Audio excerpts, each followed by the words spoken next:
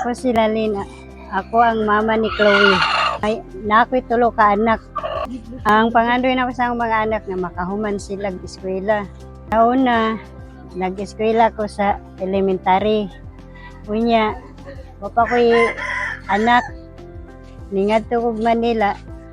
Yan, si Chloe akong gibilin sa iyang lola. Nung nagtatrabaho ako sa Manila, akong sweldo 3,000 ang buwan.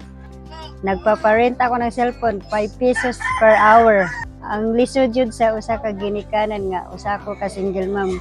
Kanang way kwarta, way ikapalit og sudan, imong anak gusto mangayog sudan, wa kay kapalit. Nigadto nila sa eskwela, naisud ang ilang tiyan.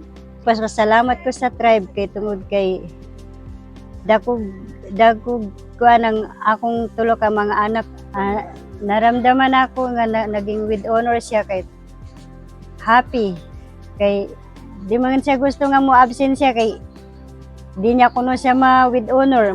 Ang masasabi ko sa tribe ay dakog tabang ang tribe kay tungod kay na sila mga feeding.